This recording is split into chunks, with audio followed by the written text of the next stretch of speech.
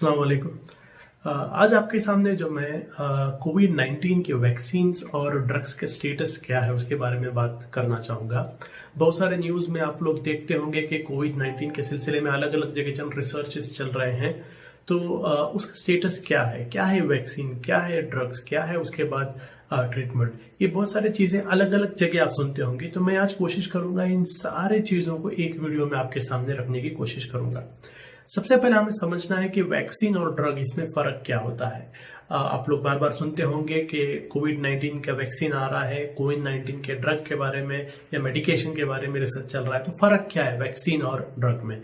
Vaccine जो होता है वो बेसिकली प्रिकॉशन के लिए होता है। प्रिकॉशन यानी एक आदमी को वैक्सीन अगर दी जाती है तो उसे वो वायरस नहीं आएगा, यानी उसके बॉडी का जो इम्यून सिस्टम है वो इम्यून सिस्टम को आप इस तरीके से तैयार करते हैं कि वो इस वायरस को समझ जाता है और उस वायरस को किस तरीके से रोके वो हमारे बॉडी की इम्यून सिस्टम समझ जाती है, तो उसे वैक्सीन कहते हैं। वो वैक्सीन होता है। और ड्रग या मेडिकेशन होता है अगर आपको ऑलरेडी वो कोविड-19 या कोई वायरस ऑलरेडी आपको अगर आ गया है, आने के बाद अगर आपके ट्रीटमेंट के लिए जो दवा इस्तेमाल होती है उसको ड्रग मेडिकेशन कहते हैं।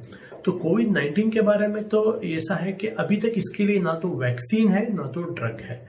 ये पूरे दोनों जो है ट्रायल में चल रहे हैं। ड्रग में जो है यानी मेडिकेशन में जो है 4 मेडिकेशंस दुनिया भर में अलग अलग मुल्कों में उसके ऊपर स्टडी चल रहा है। उसमें से एक जो है हाइड्रोक्सीक्लोरोक्विन, जो इंडिया में बनता था, मलेरिया के लिए ट्रीटमेंट के लिए इस्तेमाल होता था और अभी अलग अलग कंट्री को इंडिया ने एक्सपोर्ट भी किया है, उस पर भी टेस्ट हो रहा है। और लेकिन अभी तक कंफर्म नहीं है कि ये पूरी तरीके से इसके लिए एक मेडिकेशन है या नहीं करके। उसी तरीके से वैक्सीन्स में भी अलग अलग वैक्सीन रिसर्च चल रहे हैं। वर्ल्ड हेल्थ ऑर्गेनाइजेशन WHO के मुताबिक जो है पूरे दुनिया में जो अभी 83 अलग अलग कंपनीज जो है कोविड-19 वैक्सीन्स के रिसर्च कर रहे हैं। ये 83 कंपनीज में जो है 6 कंपनी जो है वो क्लिनिकल फेजेस में है और बाकी 77 कंपनीज जो हैं वो प्री क्लिनिकल फेज में है। तो आपको मैं भी समझाता हूं कि क्या है ये। एक वैक्सीन अगर रिसर्च करना है तो उसके अलग अलग फेज यानी प्री क्लिनिकल, क्लिनिकल फेज 1 ये क्या होता है। तो कोई भी एक वायरस अगर कोई एक कंपनी कोई भी एक वैक्सीन अगर एक कंपनी डेवलप करती है और उस वैक्सीन का जो टेस्टिंग प्रोसेस होता है उसमें अलग अलग फेज होते हैं। एक फेज होता है जिसको कहते हैं प्री क्लिनिकल। वो फेज में जो है इस वैक्सीन का टेस्टिंग जो है जानवरों में होता है, जानवरों में किया जाता है। जैसे अभी आप जानते हैं कि ऑक्सफोर्ड में यूनिवर्सिटी के जो डिपार्टमेंट है जहां पर अभी ये कोविड-19 का जो एक वायरस वैक्सीन रिसर्च किया जा रहा है, वो लोगों ने भी हाल ही में जो है बंदरों पर, एप पर, उन पर इसका टेस्ट किया वैक्सीन का। तो उसी तरीके से प्री क्लिनिकल फेज में जो होता है वो जानवरों पर यह टेस्ट किया जाता है। अगर ये टेस्ट के रिजल्ट जानवरों पर पॉजिटिव नजर आए वैक्सीन के, उसके बाद वो लोग फेज 1 में जाते हैं। फेज 1 जो होता है ये इसमें जो है इंसानों पर टेस्ट किया जाता है, बहुत कम इंसानों पर, यानी 20 से लेकर 40 लोगों के ऊपर इसका टेस्ट किया जाता है। अगर ये टेस्ट सक्सेस हुआ तो फेज 2 को जाते हैं। अगर फेज 1 में ये 20 या 40 लोगों के ऊपर जो टेस्ट हो रहा है उसमें कुछ भी रिएक्शन आया तो वापिस रिसर्च प्रोसेस में लोग जाते हैं, इसको टेस्टिंग को रोक दिया जाता है। फेज 2 जो होता है, फेज 2 में जो है एक 100 से लेकर 200 लोगों के बीच में या 300-400 ऐसे लोगों के ऊपर ये टेस्टिंग किया जाता है। ये फेज 2 होता है जिसमें लोगों की संख्या बढ़ाई जाती है, 100, 200, 300 ऐसे लोगों पर टेस्टिंग किया जाता है। ये फेज 2 है। फेज 2 में अगर सक्सेस हुआ तो उसके बाद आता है, उसको कहते हैं फेज 3। फेज 3 में क्या करते हैं कि इस वैक्सीन को जो है ऐसे एरिया में ट्राई करते हैं जिस एरिया में इस वायरस का इंपैक्ट ज्यादा है। मिसाल कोई एक गांव है या कोई एक मोहल्ला है या कोई एक रीजन है जहां के लोगों पर यह वायरस का असर ज्यादा है, वहां पर वायरस बहुत तेजी से फैल रहा है। ऐसे एक छोटे से एरिया को सिलेक्ट कर वहां के लोगों को ये वैक्सीन का एक डोज दिया जाता है। उसके बाद इस वैक्सीन का रिजल्ट सक्सेस है या फेलियर इस बात से पता चलता है कि अगर जितने लोगों को उस एरिया में जहां पर ये वायरस आने की बहुत ज्यादा आपको चांसेस है, ऐसे एरिया में इतने लोगों को वैक्सीन देने के बाद उनमें से अगर बहुत ही कम लोगों को ये वायरस इंपैक्ट हुआ तो वो लोग सक्सेस समझ लेते हैं कि हाँ, इस वैक्सीन की वजह से क्या हो रहा है कि लोगों को ये वायरस इंपैक्ट नहीं हो रहा है। तो ये अलग अलग फेसेस हैं।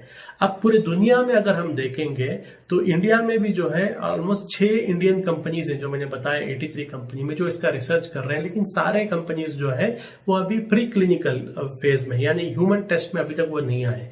ह्यूमन टेस्ट में पूरे दुनिया में जो हम देखते हैं 6 कंपनीज हैं जो ह्यूमन टेस्ट में आए हैं। उसमें भी 2 कंपनीज जो है फेज 2 में आए हैं। उसमें से एक चाइना का एक कंपनी है, बीजिंग इंस्टीट्यूट है, और दूसरा जो है ऑक्सफोर्ड का जो इंस्टीट्यूट है, यूनिवर्सिटी का। ये 2 लोग जो है फेज 1 फेज 2 के बीच में हैं लोग। तो ये एक करंट स्टेटस है। सेकेंडली देखिए, ये वायरस का, किसी भी वायरस का वैक्सीन जो है इतना जल्दी मार्केट में नहीं आता। अगर आप इससे पहले के देखेंगे, टीबी जो देखेंगे, टीबी वायरस का पूरी तरीके से एक वैक्सीन आने के लिए 20 साल लगे। डेंगू के वैक्सीन आने के लिए पूरी तरीके से रिसर्च पूरा होने के बाद उसके लिए भी 20 साल लगे। तो इतना जल्दी नहीं होता। लेकिन ये जो सबसे अब तक का जो रिकॉर्ड है, सबसे फास्ट वैक्सीन आया है जो मम्स वैक्सीन था, जो हम जानते हैं कि 4 साल के अंदर आया। 1967 में 4 साल के अंदर उसको बनाया गया और उसको रिलीज किया गया लाइसेंसिंग के साथ। सबसे फास्ट अब तक रिकॉर्ड वो है।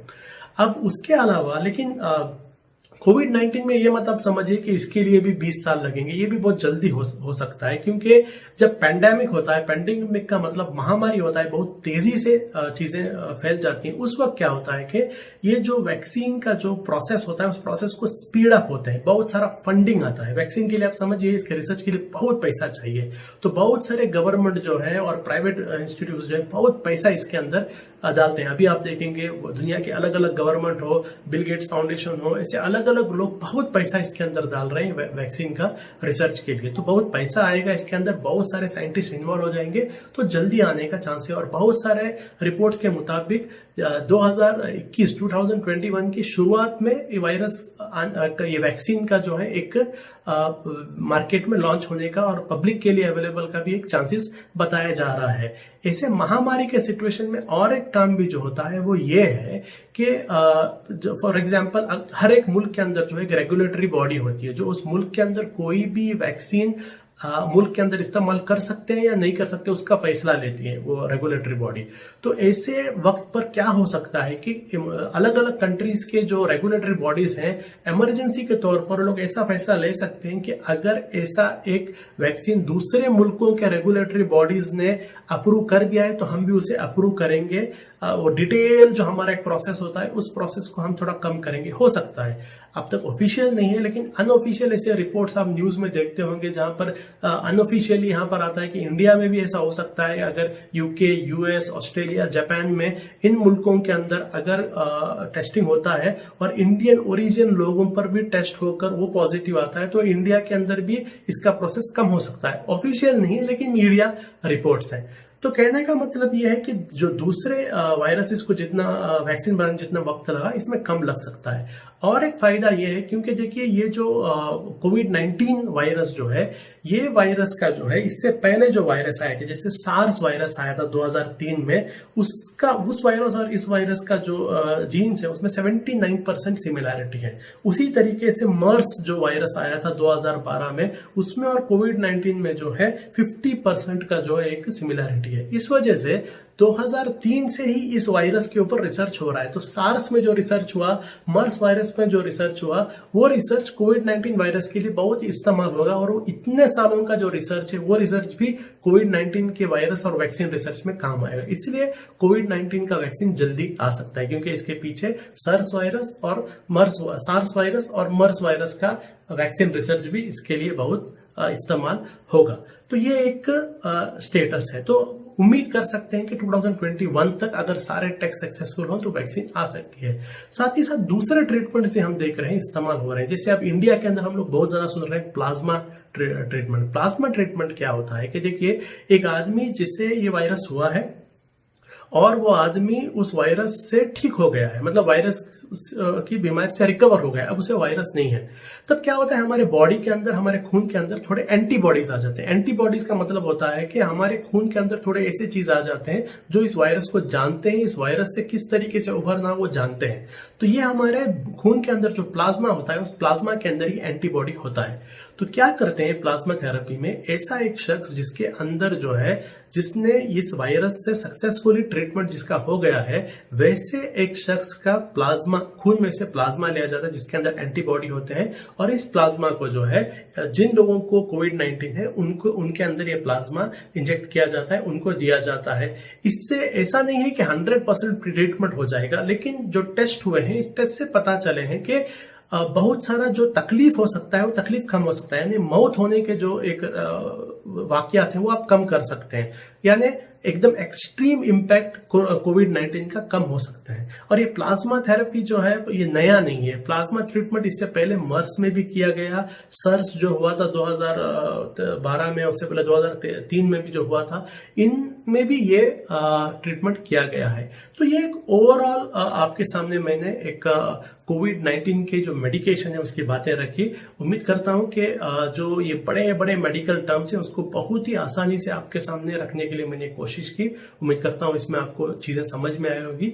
आगे दूसरे ऐसे टॉपिक्स में आपके सामने अलग अलग वीडियो लेके आएंगे। तब तक के लिए शुक्रिया।